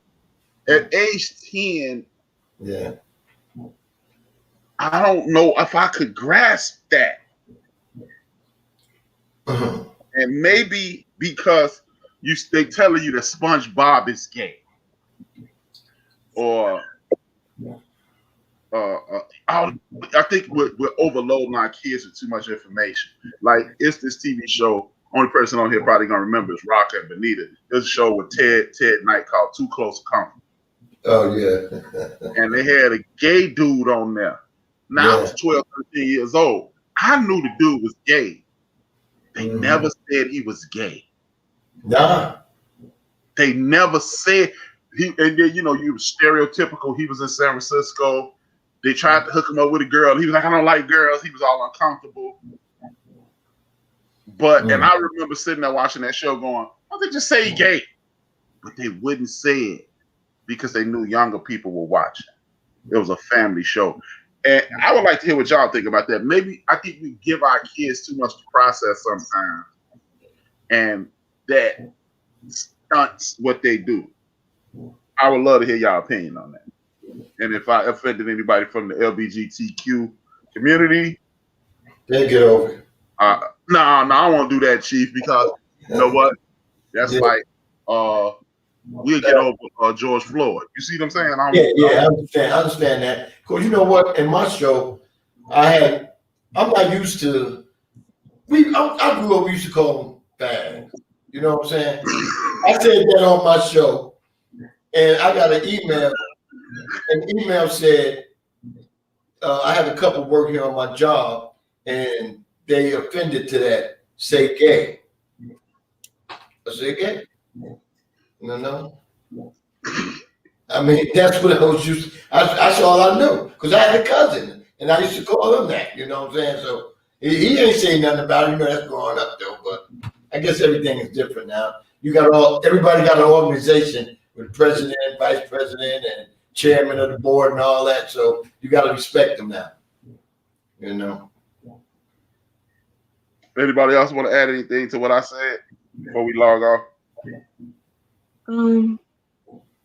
I would like to add to the are they having to deal with too much? Like, is the world asking too much of our children, or are we showing them too much? Is there too much sex, right? Mm-hmm. I think that you got to consider the mind of a child. Mm-hmm. And the mind of a child is a sponge. And their role and responsibility is to just soak it all up. So whatever it is they threw at our parents, whatever it is that the world threw at us, and then whatever the world is throwing at our children, they're going to soak it all up. They're sponges. Yeah. So I don't think that they're wrong for soaking it up. I think that's their role. That's their responsibility. That's their, like, almost a duty as a child, you know, is to learn as much as they can, because it's preparing them for whatever is coming next. And I guess it's just going to get worse. And so our children need to be ready for that. They need to be prepared for it. It's like they're in training right now. So this sexual stuff, like if anybody listens to Neely Fuller Jr., he talks about how it has changed so much over the years, like the sexual push, or all the differences in sex, like going from 50 years ago, you never would even talked about a man being in a dress, or sexual relations was male and female, and now it's like moved all the way to, I think there's like maybe 7 letters in the LGBT community or whatever, and now there's gonna come a day when it might be the whole alphabet. You know, it's like, and I believe personally, but this is not how I believe for the whole entire world, because my personal views are a lot more conservative. As a, you know, I work as a social worker, and as a social worker, I need to be open-minded to who and whatever might need help from me. But I believe personally that I agree with Neely Fuller. I agree that sex is one of the most powerful tools ever. And it's a really good idea if you want to control the people, to control the sex and to have them as confused as possible within that realm. So, thanks for that enlightenment. I like that. Okay. Yeah, and I would rather my child, when it comes to sex, my children to be unconfused in that area, you know? Okay. I like that. Oh, also, I would like for them to be ready. You know, I want them to be weaponized. I want them to understand all these different sexual things that people are going to throw at them to try and confuse them. I want them to be soldiers, like a minister of defense. You know what I'm saying? And how are they going to be that way if, you know, they get all frozen up when they see somebody from the LGBT community, or if they get nervous because they see somebody talking about 2 dads or whatever. I want them to feel very confident about that. Yeah. Okay. No, thank you for that enlightenment there, because I guess I was, you know, when I'm listening to what you said, and then I go back to what Kenny said, they need to be prepared. So again, this is why I keep saying what I say. One second, Rocker. There are no rights and wrongs in these. We should be always, anytime we have a forum like this, or conversation period, anyone, we need to make sure we are listening to understand and not to respond. So thank you, and Kenny. Go ahead, Rocket, floor is yours. Benita, I'm glad you spoke on that. But in your field, is it a lot going on in your field? Do you experience that every day, as far as, you know, people I don't personally, but my colleagues do. You know, Okay. they deal with it on a regular basis. But you know, I work with within the Black community, and I mean, it's there. I know it's there, but it's not as out and out as prevalent. You know what I'm saying? Like, Okay. and I also work with mostly children, so I don't have a lot of junior high students running up to brag about or their particular, like, at least not at the schools that I service. Let me put it that way. But I know that it is something. It is something that they Yeah, it's deep too. it with. Deep. Yeah, like I've had some girls come up to me and they'd be like, I'm bisexual, or I'm lesbian, or I'm this, and they're only in 4th grade or 5th grade. And I just say, hey, you know, you still have time. You don't have to make a decision now. Mm-hmm. But, or if that's, and you know, if that's how you feel, I just listen to it. You know, I'm open-minded to it, but I don't push them one way or the other. You know, I think that's up to them and their families, or you know what I'm saying? Yeah.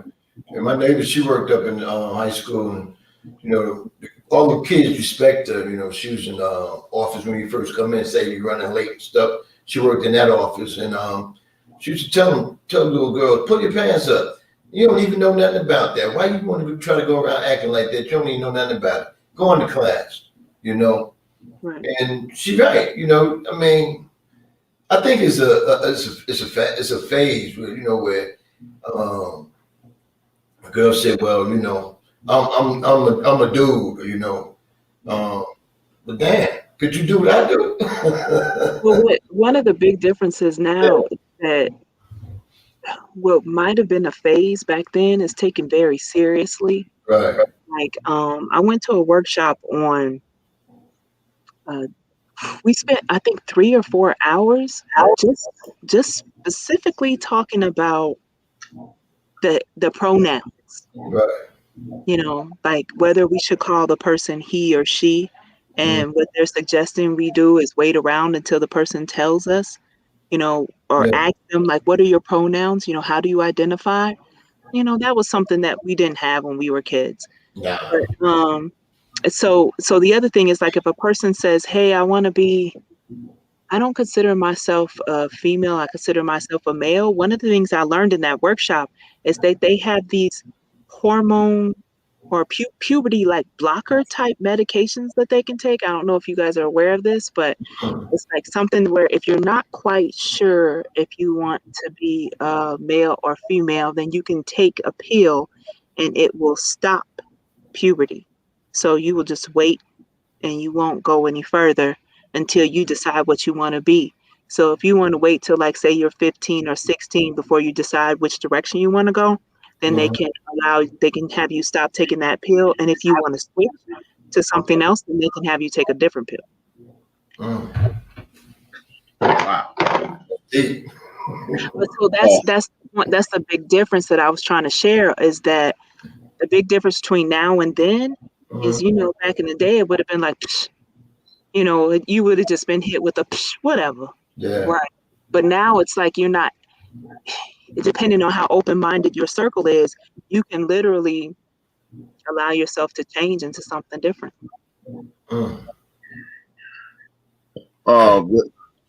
With that being said, well, hey, can I just say thank you? No, that's what I was gonna do. I want everybody to get parting shots. You, Kenny, Raka, Candace, and then we out, because I made a mistake and kicked us off Spreaker. So I thought I kicked. Why don't you do it reverse?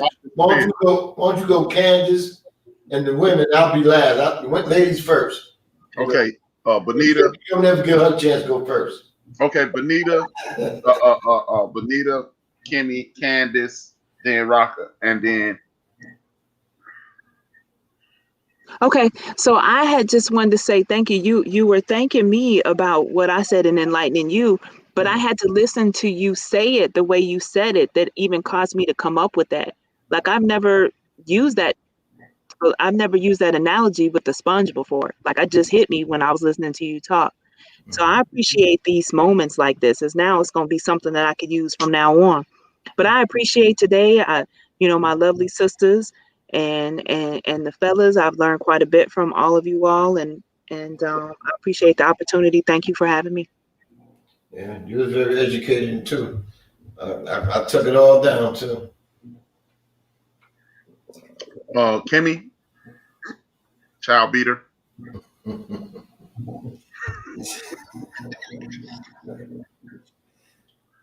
You on mute.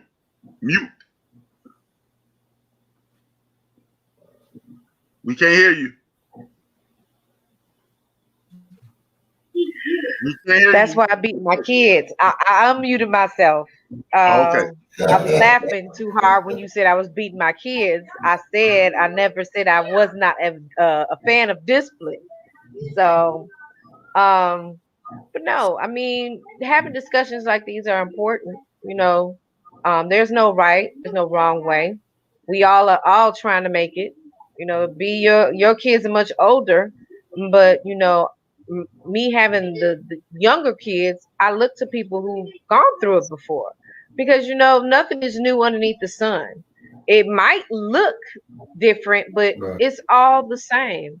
And I don't want to learn the hard way. If someone can save me some time and energy, in life lessons, I'm here to listen to it.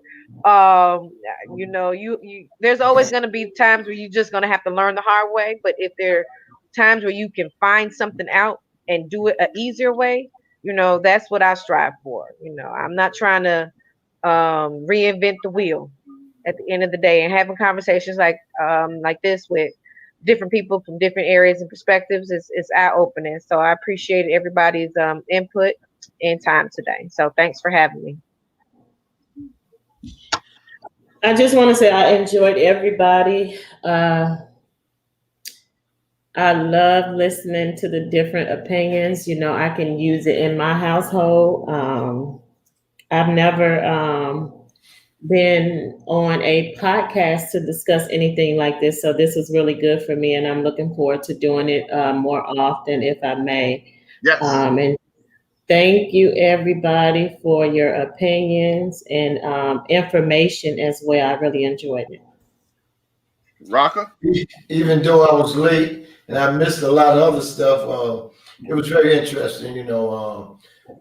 Getting up in age, you try to keep up with the times. That's why, within my two sons in their 30s, I try to gather stuff within them. And I try to work with younger kids. I used to have a job doing that, not getting paid, but I enjoyed it because I love talking to them, because kids are our future. And they're very interesting if you take the time out and listen to some of the things they got to say, and I have done that. And as far as moving on, I'm going to continue to move on to help them, because we're not far from away from being able to take back over what should be ours.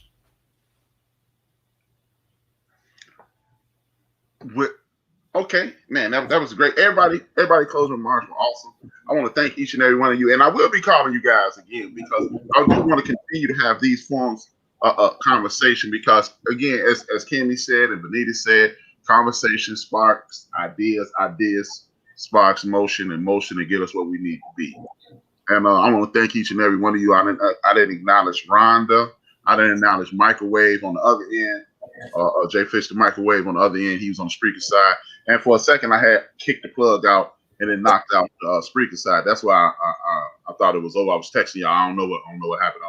But thank God I was using two different softwares, and this software stayed going. It just took me out. With that being said, I want to thank everybody for tuning in. I want to thank Jeanette Skynes, my friend from elementary school. She sent a donation to the show. Thank you for the contribution. Thank you for the support. And a cash out there, just in case anybody want to help us pay these bills. But on the serious side, basically, I want to continue to have conversation about our community to enhance our community and put us in the best possible situation. Please tune in Tuesday at 5 p.m. I'm talking about a few things that are extremely important. I am going to ask that question from Africana Studies. How do other people see you, and how do you see yourself? I will be talking about Senator Roy in Texas sending out dog whistles, making statements about ropes and oak trees. I want to talk about Stephen sibling in Georgia, found hung right outside of Atlanta, found hung from a tree, and the police immediately saying it is a suicide, and his family saying it's not. I'm talking about a myriad of things. I want to continue to inform our people about things we have to do. If you have not already done it, please download the 5 Calls app. We need to. Joe Biden said he wanted them to put in push through this COVID anti-lynching bill due to what happened to the Asian young ladies in Atlanta. Meanwhile, we have had a we've had a Dr. King anti-lynching bill and a Thurgood Marshall anti-lynching bill and a Booker T. Washington anti-lynching bill on the books that nobody has signed it. And we all know how long Booker T. Washington has been an ancestor. So we're going to talk about those things Tuesday at 7 p.m. And I will, please, thank you, my good friend Benita, my good friend Kimmy. For those who don't know, Candace is my niece, and that's my business partner, #1 Chief Rocker, Jersey Burn. This is built for this network. The show is The End of the Bench, and I'd like to thank you. And I'm going to end the show, even though I'm not on the speaking side, I'm going to end the show like I end every other show. Dream your dreams, and man up and woman up and live your dreams. Because life without dreams flows in black and white. Life with dreams flows in Technicolor surround sound. And if I owe you something, I ain't got it. And if you need it, get it from God.